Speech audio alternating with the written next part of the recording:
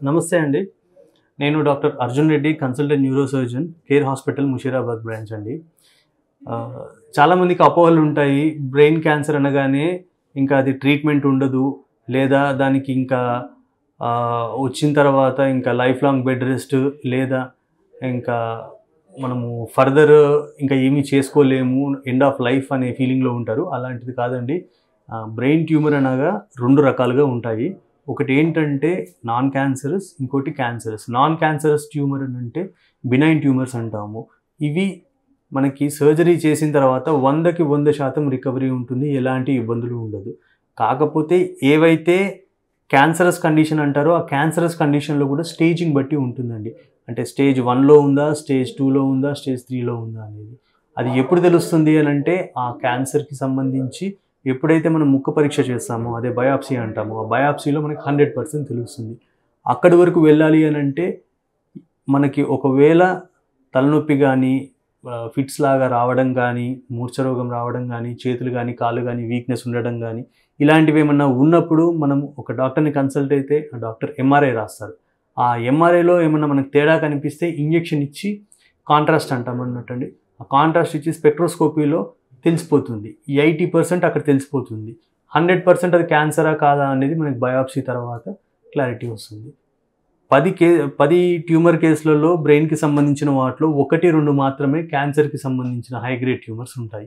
మిగతావన్నీ కూడా 100% ట్రీటబుల్. నరాల సమస్యలతోని ఆర్థో సంబంధించిన ఎముకలకు సంబంధించింది కన్నా కూడా ఎముకలకు సంబంధించిన ప్రాబ్లమ్‌తోని నరాల ప్రాబ్లమ్ అనేది తీవ్రత పెరుగుతుందండి. ఎప్పుడైతే మన ఎముకలు అరిగిపోవడం గానీ, మన ఎముకలు గుల్లతనం పెరిగినప్పుడు గానీ, దాని పక్కనే మన న నరాలనేవి వెళ్తూ ఉంటాయి. ఆ నర్వ్స్ అనేవి. దాని మీద ఒత్తిడి పడుతుంది. ఆ ఒత్తిడి పడ్డప్పుడు మనకి రాడిక్యులర్ పెయిన్ అంటాము. అది ఏ నరం మీద అయితే ఒత్తిడి పడుతుందో దానికి సంబంధించిన రీజియన్‌లో మొత్తం గూడా దానికి సంబంధించిన పార్ట్ మొత్తం గూడా పెయిన్ వస్తూ ఉంటుంది. అందుకే వయసు పైబడిన వారికి 60 సంవత్సరాలు, 65 సంవత్సరాలు దాటిన వారికి ఎలాంటి సమస్య లేకపోయినా ఎముకలు అరగడం వల్ల చేతులలో తిమ్మిర్లు, కాళ్ళల్లో తిమ్మిర్లు, మన మెడ భాగంలో నొప్పి, ఇలాంటివన్నీ మనం కామన్‌గా చూస్తూ ఉంటాము. బ్రెయిన్ సర్జరీ అంటే అది పలు రకాల సర్జరీలు ఉంటాయండి. మనకి బీపీ పెరగడం వల్ల మన మెదడు లోపల బ్లీడింగ్ రావడం గానీ, లేదా బ్రెయిన్‌లో ఏమన్నా అబ్నార్మల్‌గా నీరు చేరడం గానీ, లేదా బ్రెయిన్‌లో ఏమన్నా ట్యూమర్ అది మాలిగ్నెంట్ అంటే క్యాన్సర్‌కి సంబంధించింది గానీ, నాన్ క్యాన్సరస్ కానీ ఇలాంటివి ఏవున్నా కూడా దానికి సంబంధించి అవసరం అనుకున్న దాన్ని బట్టి బ్రెయిన్‌కి సర్జరీ చేసేది ఉంటుంది. ఇవన్నీ కూడా ఎలెక్టివ్ సర్జరీస్ అంటాం. అంటే మనము రోగిని చూసి నిర్ధారించుకున్న తర్వాత చేసే సర్జరీస్.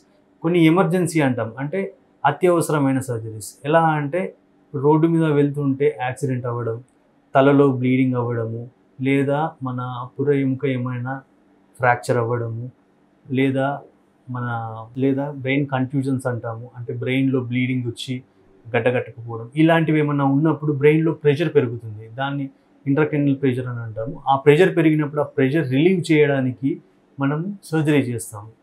అలాంటివి ఎమర్జెన్సీ సర్జరీస్ అంటారు. రెగ్యులర్‌గా తీసుకునే పోషకాహారాలలో కొన్ని పోషకాహారాలు లోపించడం వల్ల మనకి వచ్చే న్యూరో ప్రాబ్లమ్స్ గానీ, దానికి రిలేటెడ్ సమస్యల గురించి గానీ తెలుసుకుందాం.